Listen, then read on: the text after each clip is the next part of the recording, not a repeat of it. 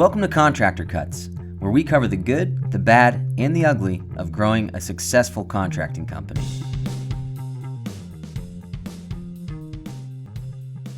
Welcome back to Contractor Cuts. My name's Clark Turner. I'm Jared Flow. Thank you guys for joining us again. So this is the start of a 2-week series, 2-podcast series. Part 1, today we are talking about why people, homeowners, clients hate contractors. Yep. Right? There is a lot of reasons behind this, but today we're talking about the perception of contractors versus the reality of what causes those perceptions. Why does the contracting industry have such a bad reputation? Exactly. Yeah. There is a all around gray cloud over contractors when it comes to people thinking about hiring. They get that feeling in their stomach. I don't want to deal with a contractor. I want my new kitchen. I want an addition put on. I want to build a house, but I don't want to deal with these guys. They're excited about the opportunity of having a new kitchen, a renovation, or whatever, but immediately it causes there to be fear because they have stories from other people.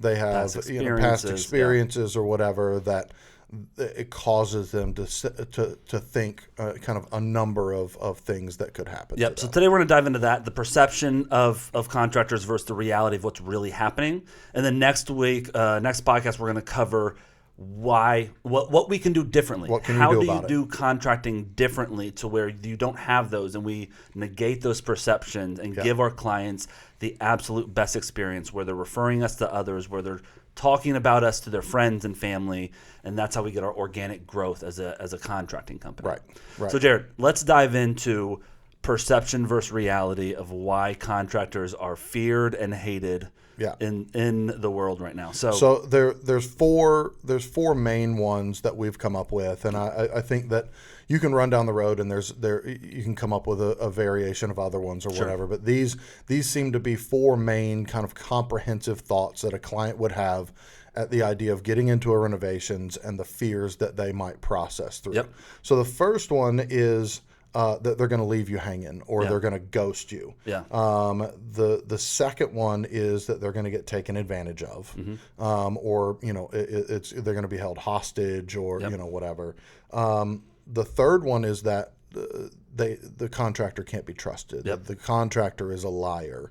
And the fourth is the contractor doesn't care about me. Yeah. They're only out for their good, their benefit, and they don't care about me. This is going to be a second job for me because I've got to make sure the contractor's actually doing what they're supposed to be doing. Right. I got to babysit. I've got to care for this job because no one else does. That's right. So let's break those down. So the very first one, contractor is going to take my money and run. Right. Yeah. That's kind of one of the big themes. Ghosting. They're going to ghost me. I gave this guy $10,000 to get started. I haven't heard from him in 2 months. I think he took my money and ran. What do I do next? Right. Yeah. You see that all the time, and there's a reality to that. Right. There is that happens a lot, and I think one thing I want to preface is, for the most part, yes, there are contractors out there that are seedy, right? And they really are just bad seeds. Yeah. They're out to take advantage of people. I think when we're talking perception versus reality, the reality side of this for contractors is that most of us really care and want to do a good job, but by nature of things that happen in our industry, it forces our hand into a position and causes things to happen that make these things become true about us. But we didn't intend on going that direction. It was just a matter of the way things played out, the way that things happened. All of a sudden, I'm in a position where it's like, crap. Yeah. I've got to make a decision here. And sometimes it boils down to that decision is, I don't want to screw this person. I don't want to do bad by this person, but I got a mortgage to pay. I'm out of money. I don't have any way to do this, so I can't go and tell them, hey, I took your money, but I don't have it anymore, so I just got to go. It's similar, in previous podcasts we've talked about the idea of money and reputation. Yeah. Like those are your two expendable things that you've got in this, and you have to choose one or the other. And sometimes money becomes the thing that you have to choose, and it causes you to do things that you wouldn't do normally to a person.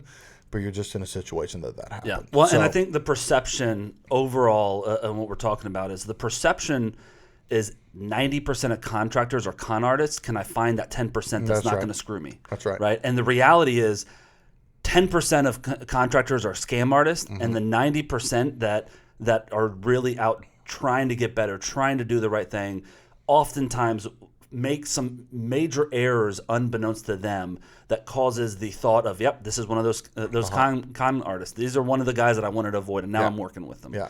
So when it comes to they're going to leave me with the bag, they're going to ghost me and whatever. How does that happen? What's the perception is that that's going to happen to me? What's the reality of some of the things that happen in the background? That happens usually in two different spots. Either up front, right? Let's say I'm the contractor, you're my client. I'm like, Jared, hey, we're going to do this renovation for you. It's an $80,000 renovation. I need $20,000 up front. We're going to buy the materials and get running, whatever it is. I need $20,000 up front once we sign this contract. You give me the $20,000. I go finish up the other jobs I'm doing. I got you on the schedule to start next month on the 1st. All of a sudden, I don't show up. You're trying to call me, and you're like, this guy took $20,000 and ran. Yeah. In reality, what happened as the contractor is I took your $20,000. I'm getting ready. I got to get this other job finished out to move my crew over here and get the final payment from them so I can continue moving. So I take your $20,000. I go and it's put it in the bank.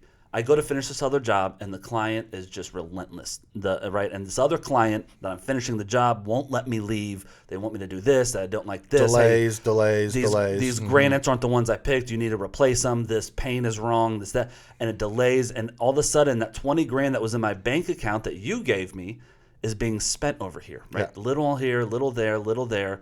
And all of a sudden, I have to do that to get this final check from this guy. And then my plan is, I get that final check. Yeah. I can then buy your materials, and the next client's materials are purchased, and we're good to go. So I'm just going to go ahead and spend that $20,000 to finish this job up, so I can get your job started. Right? You don't know that's happening. As my client. Intentions. I finish that job up, and the homeowner says, "I'm not paying you. I'm going to sue you."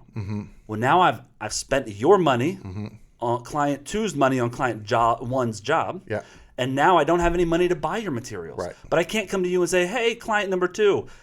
A little bit of an issue. The money you gave me, I spent on somebody else, and I have nothing to buy your materials with. So my only option is to ghost you until I can collect that money." Yeah. That not really, but that's what guys think, right? What am I going to tell him? What am I going to say? I don't have any money to start your job, and you gave me $20,000 to do it, and that's gone. Well, and let's say that the money wasn't mismanaged. Yeah. You still got it sitting there in the bank account, and you said, "I'm going to start on this date for you. Yep. I got to finish up this other job. I'm going to start on this date." And then, so now your client has paid you money, and they expect that you're going to start. And then, by nature of your past job, whatever the issue is, whether it's a client, whether it's a permit issue and a certificate of occupancy, whatever it is, to close that job out. Yep. And it's not about money being tied in; it's just about time. Yeah. Right. And you got to you're head down on that job, just trying to get it in 12, 13, 14-hour days to get it done. And so I'm not like, Jared, I'll call you client number 2 when I'm done with this. Just chill out. Leave me alone. Well, let's say that you do call them. Yeah. And say, "You know what? I'm really sorry. I know I said I'd start on this date, but I need another 2 weeks." Oh, there's immediately a question, because there's this perception that you're going to ghost them. Yep. So now you've given them a little taste of I need to be careful here, right? And then that 2 weeks turns into, "Hey, I know I said 2 weeks, but I need another week." Yeah. You are initiating. They're getting uncomfortable, and you are initiating the start of a job in a deficit of trust. Yep. Right. Yep. So that's one of the spots where at the front end of a job. The second spot that we usually see clients feeling like you're ghosting them is at the end. Right. Go back to our example. I'm working on client 1's job. Client 2 gives me money, and I use that money to finish up client 1's job. Right. Now, the reverse side of that is I'm finishing up client 1's job. I can't find a client number 2. I don't have a new client coming in to give me a deposit, and I got no money left to finish up the errors that happened on this job, right? The stuff that I might have been my fault, might have been my crew's fault, might have been a crew screwing me, but I have to spend money that was not expected to be spent over here, and I don't have it. And so I literally don't have the money to hire another painter to come redo the paint job for you. And you paid me the money, and I owe you finishing this job out, but I still don't have any ability to do that. Right. And so a lot of times during the middle towards the end of a job, once the money gets tighter for contractors, when they can't just kind of fudge the numbers to get a deposit, but they have to show proof of what they've done, oftentimes it's like, I can't finish this job. I just got to take my losses and run, and they're not going to sue me and hunt me down because it's over 10 grand worth of work. And that's the money versus reputation. Yep. And so I'm choosing to not spend any additional money because I don't have it. Even if I did have it, that's another conversation. Right. But I don't have any money. Yeah. So I'm left. I'm sorry. I got nothing to do but screw you. And I can't call you up as a client like, hey, just so you know, all the money you gave me I ran out of. So until I can find someone else to give me a deposit on their job, I can't finish yours. Yeah. No one's going to say that. Yeah. Or it's at a, end of the job, middle of the job, wherever. It's at a place of you guys are at odds. Yeah. There's a disagreement. There is, something that has to happen that the remainder of the job needs to get done. But the only way that can happen is the countertops and cabinets have to be finished. But there's a disagreement in what needed, what the expectation, what was going to be put in, who's responsible for that. And you would have to go back and spend extra money to be able to go through and finish a job. And you've got enough experience in this world knowing you kind of play the tape all the way through and realize that this is about to get bad. And I can't afford that. I've got this new job coming up next month. That's a brand new client. That's going to be a big dollar job. So I'm going to back off of this job and just kind of disappear and not say anything. Yeah. And then I'm going to go get that thing done. I'm going to make that extra cash. Right. And so you try to manage it that way. This guy's going to call me back 17 more times. You know what? He's holding $5,000 back, but I'm fine with sacrificing that to not have to deal with coming back here 17 more times. So screw this guy. I'm moving on. And I'm just going to disappear, and he can keep that last $5,000. Right. And the homeowner is going to be harassing you, getting angry, and killing your reputation over that. And that kind of moves into number 2 and number 3. Right. So going in for number 1 of the 4 things that we've got listed. Number 1 was ghosting, disappearing. Leaving you I hanging. gave you money. You have an expectation of you as my contractor, and you disappear. And in reality, it's because I'm either out of money or you're too much as a client, right? And so I'm just going to back out and leave. Number 2 taking advantage of is contractors taking advantage of homeowners, holding their jobs hostage, where I am at the 90% mark. And as a homeowner, I'm like, great, we're almost done. And my contractor comes and says, well, hey, I can't continue working until you give us a change order of $10,000 because we did this, and this, and we completed these things, and I need $10,000 more for this job. Me as a homeowner says, whoa, we agreed on $80,000, and now you want $10,000 more for stuff that you knew had to get done. Right. Like, this is a bait and switch. You are ripping me off, and you're holding my job hostage. I can't go find another contractor to pick up and finish here without paying them that extra I've been 10. sleeping in my basement for a month. Yeah. I've been sleeping at a hotel for a month, and I can't move back in the house till this gets done. So you're forcing my hand. I guess I got to pay this $10,000, and it's a bait and switch. It feels like blackmail. It feels like, hey, this guy literally quoted me a low price to come in and rip me off, and knew that I had to pay this or else I'd be screwed out of my house. Well, and also it can happen on the front end of a job when you're running an estimate. Yep. You know, the idea that the client doesn't know the cost of things. They don't know how much something's going to cost. Maybe it's their very first renovation. They've never done one. They have zero experience. And so the perception is, how can I trust this person not to just, they could throw whatever number they want. And I don't know. I have no idea whether that's reasonable or not. Yeah. And so there's a perception that that they're going to be taken advantage of based on just their lack of knowledge. Yeah. You know, and that rolls into that. Maybe you come to an agreement in the middle of the job, and they were uncomfortable, or I'm sorry, that you come to the agreement on the front end of the estimate that they were uncomfortable because they weren't sure if they were being taken advantage or not, but they can afford it. Yeah. Right. And maybe it's a stretch for them, but they can afford it, and I'm willing to pay that because at the end I will have my kitchen, my basement, whatever. Yep. And then all of a sudden I have paid my crews more than what I can invoice for. Yeah. I've gotten over my skis in this job, and the only way that I can finish it is I've got to go back to the client and say I need that $10,000. Yeah. Well, now the front end, I'm not sure if I'm being taken advantage of, but I can make this happen. Then all of a sudden, like, dude, I'm 10% higher now than what we started at. I can't afford this, and I've got a bait and switch that. Whether I can afford it or not, I got to have this done. I can't live in a hotel or the basement the rest of my life. I got to get it taken care of. Yeah. But I have a personal story with this one. I remember back a long time ago when I was running jobs myself. I had a job and I had paint interior, a full interior paint, walls, trim, ceiling. Thought I defined it well. They moved to the basement to live in the basement, and it was partially finished, partially unfinished. And we were renovating the main level and one of the bathrooms upstairs. They assumed from my write-up that paint full interior meant the basement that they were living in as well. Right. For me, I was like, the interior of the house, the main level and the upstairs where we're working, that's where we're working. That's what I'm quoting, right? Right. And so when they come and say, hey, paint, when do you want us to get our stuff moved to the side so y'all can finish painting the basement? And we say, oh no, I didn't. That's not a be part extra. of this. I need $5,000 extra if you want the basement done too. And for them, it's like, oh, you jerk. Yeah. You wrote on the quote that it would be full interior, and now you are screwing me by not doing the full interior. Is it a basement part of the interior? Isn't it, Clark? Isn't it, right? And so it's like, as a contractor, it's like, no, I would have priced it higher if I knew the basement. Right. Y'all were going to live there, and we were doing the work upstairs, right? And so the miscommunication on my detail on my quote feels like the bait and switch. Feels like, oh, this guy, here it is. This is when it's happening. I knew this was coming. $5,000 extra that you're just dinging me for, even though it says on the quote you're going to do it. Well, and the perception is you worked this out to screw me. Yep. Right? Yep. You manipulated this along. situation. This was your plan. Yep. You are one of those seedy people, right? Yep.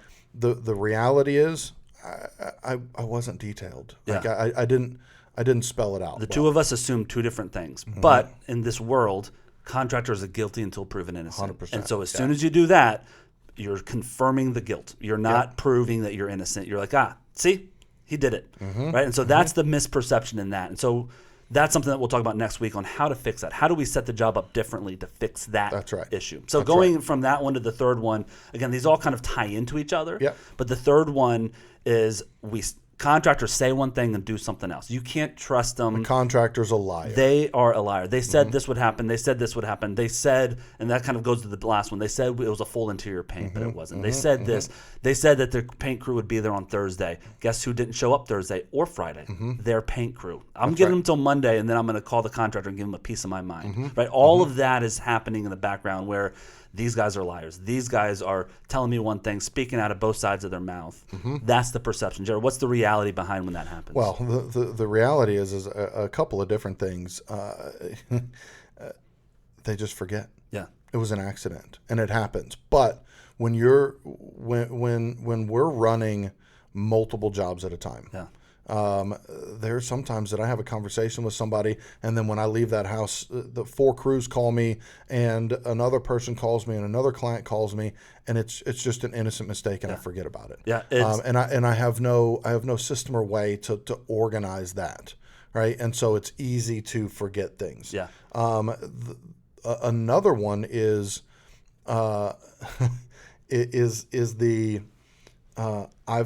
it's a small job. Yeah. It's a $5,000 job.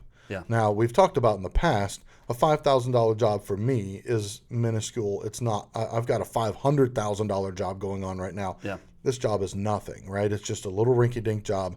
For the client, it's their margarita money. Yeah. It's they didn't have margaritas on every Friday for the last year to save up $5,000 to be able to cover this. Yeah. So it's incredibly valuable, important, and so there is a shift of it's not a big deal. Yeah. It's not anything that really matters. Yeah. I've called you 3 times. I've left you 3 messages, and you're not even calling me back. Well, client, let me tell you a couple things. One, you're one of 23 clients that I'm working with right now. That's not an excuse, but that's a reality, right? That's what I want to say as a contractor. And the client's like, well, then you should have said no to me. You should have said, right, there's not a reason. Secondly, not only are you minuscule of a job, you're a $5,000 job, and I got a $500,000 job running, you're going to get my scraps, right? And so that's my mindset as a contractor often, which is wrong, but that's what happens naturally. Yeah. And so you say, yeah, you call me 3 times, but you call me Friday night, you call me Saturday morning, and you call me Saturday night.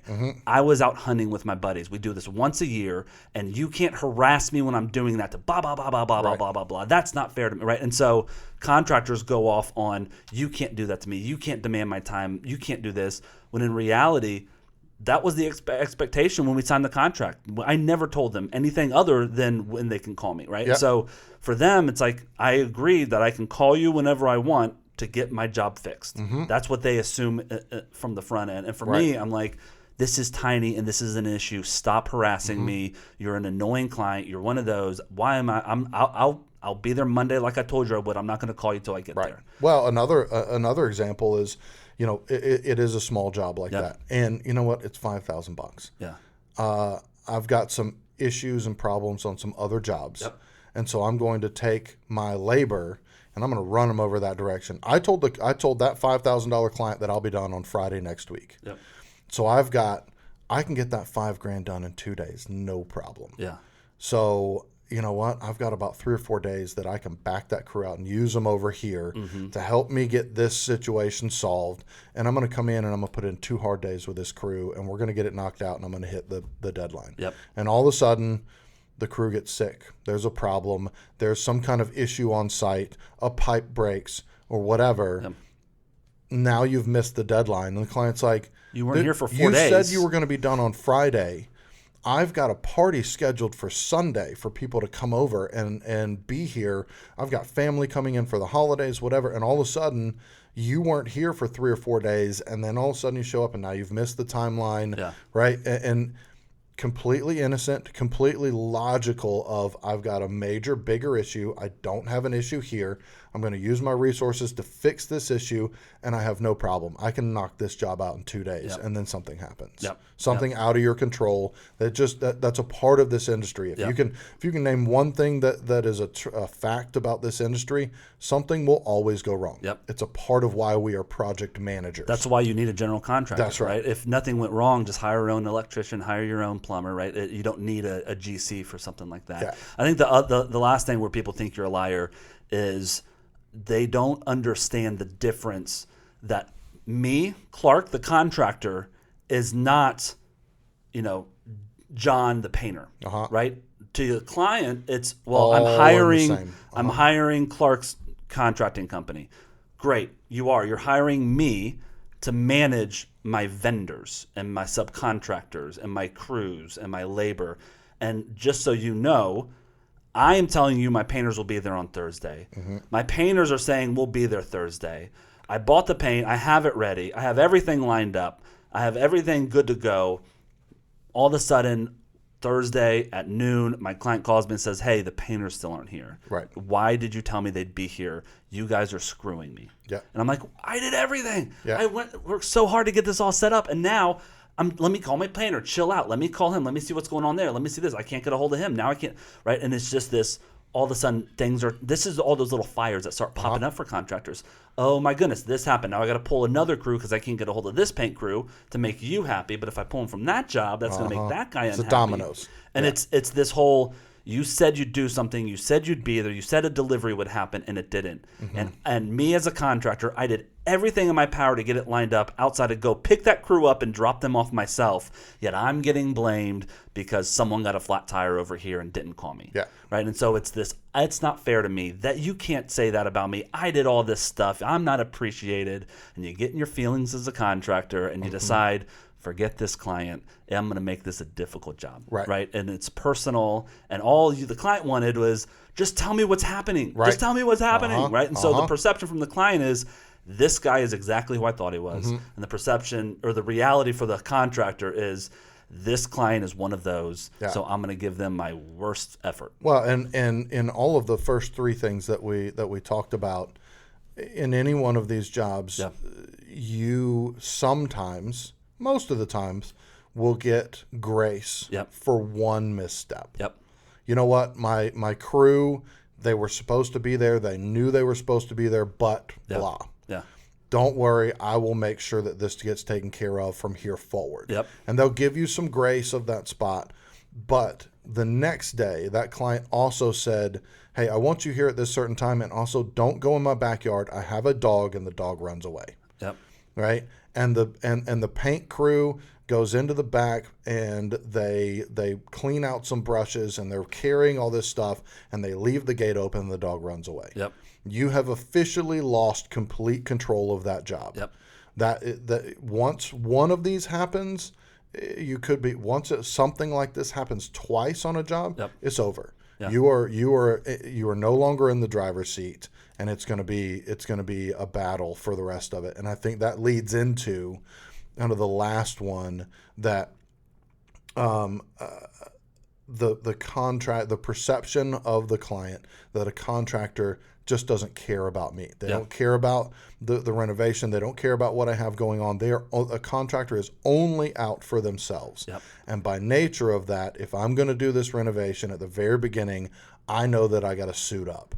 I'm going into battle. I got to put on my lawyer hat, and I'm going to become the project manager. I'm going to micromanage this job because I will not be taken advantage of. I will not be screwed. I will not be lied to. And so they go into it with their battle gear up, ready to go to battle with you. And it becomes from day one a back and forth. Battle. It's like Braveheart standing on two hills, where it's me and my contractors and my subs and my electricians over here, and it's you as the client and your wife and family over there. And it's like, all right, we're going to get into this, and we're going to both try to get the most out of each other and try to screw each other as much as possible.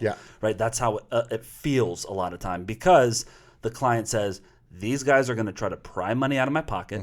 I need to put my battle, I need to put a moat around me to make sure that I'm guarded, and I need to make this my second job. Right? That's our goal in construction, is to make it as easy as possible for our clients to enjoy the renovation, right? Because our perception in this is going to take me 40 hours a week of my time to manage you as my contractor. And as a contractor, I'm like, I don't want you managing me for 40 hours a week. But as the homeowner, they're like, well, that's the only way I'm going to make sure that my job gets done, and I'm now the project manager on it, not you guys. I'll tell you when you're going to be doing what. Well, and what it becomes, it becomes a battle of the inexperienced versus the experienced. Right? You're the experienced as a contractor. You've done this 100 times, but for the inexperienced person, they don't know when things are a big deal or not. Anything that is outside of their perception or expectation is a big deal to them. And something as simple as your guy put a hole in the brand new sheetrock is major to this client. I can't believe you guys are screwing this up, blah, blah, blah. On your side, you're like, dude, that's a 5-minute fix. Like I promise you, I will fix that, and you will never be able to see that. But it is the battle between the inexperienced and the experienced. And on the experienced side, it comes across as overreacting. It comes across as being just crazy. It becomes the crazy client. Like, dude, why are you freaking out? We've had no issues. And all of a sudden you're freaking out over this thing, and it's because they're going in thinking that they have to battle to get what they want, because you're going to screw them, you're going to lie to them, you're going to ghost on them, and they're going to make sure that doesn't happen. And not only that, it's there's overspray on the bathroom tile floor. And the inexperienced homeowner, they say, well, now we've got to rip all this tile out. They don't know. It's painted. It's stuck. It's there. We got to rip all this tile out. And now I need to go to battle with this contractor to try and get $5,000 worth of new tile put in this little bathroom right now. And so the contractor's like, whoa, chill. You're at a 10. This is a 1 issue. This is a 1, maybe a 1.5. I'm going to get a cleaning crew out there. If there's any issues with the grout, we're going to get that fixed, blah, blah, right? And so for us, it's like, this person's crazy. And for them, it's like, this person's going to screw me. Right. And so how do we got to curb that conversation? Well, and I think you and I both have been in the situation where client was at a 10. They were being unreasonable. They were being nuts.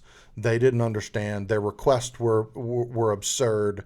And we met that level of intensity. And I got all in my feelings. I got frustrated. This guy's an idiot. He's stupid. He's asking for crazy things. I'm not going to be taken advantage of by the client either. And all of a sudden, it really becomes a nasty battle, because I'm matching their intensity. That their intensity is based off of their lack of knowledge and their fear. And by nature of me matching that intensity, all I'm doing is compounding the problem. Yeah, dealing with a homeowner is just like dealing with an employee.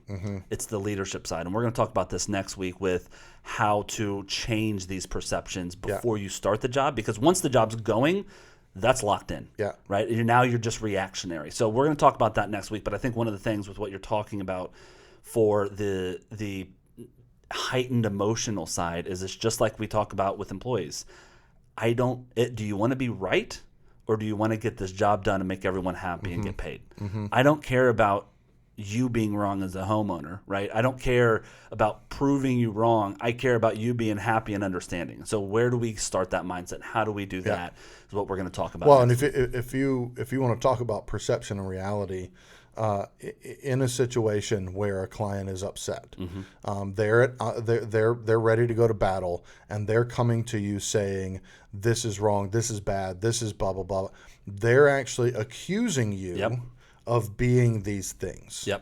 And the difference is, this is their house, and they want it to be done right. This is your livelihood. This is something that you created. That is you. And so they're not only saying that there's a problem in the job, they're saying that you are a problem. You are out to screw me. You are out to lie to me. You are, right? And that's where it becomes this major issue, that it's not about the issue on the job and let's solve this problem. It's that client is calling me as such and such, and I work hard not to be that. And it becomes this huge battle. It speaks to us on a different level in terms of our internal voice and confirming this negative stuff and saying that's not fair to say about me. So it gets into this mud throwing situation with clients often. So next week we are circling back to how to fix all this stuff from the beginning. And spoiler alert, there's really two different things that we're going to talk about. It's our core values and how we filter things, as well as our client engagement and how we deal with all of these different things that can go wrong before the job starts. And so we're going to go through this list again next podcast and talk through individual things. This is what you need to be doing. Major, these 4 things, if you do these differently, set it up from the beginning this way, all of this goes away. Your life will be way less stressful. How do you identify as that top 10% that's not going to screw them in their brain, right? The 90% is going to screw me. How do I identify as, hey, I'm one of the top 10, and I'll show you how. That's right. Thank you guys for joining us this week. If you're looking for software, go to our website, ProServeAlliance.com. If you want some help informing your processes on dealing with clients, on project management, on just growing your company, how to grow your company, reach out to us. We'd love to join you. We got all sorts of different levels depending on what your needs are in terms of partnerships with us. So we'd love to talk with you. Shoot us an email. Contact us through the website, ProServeAlliance.com. Thank you so much for watching. See ya.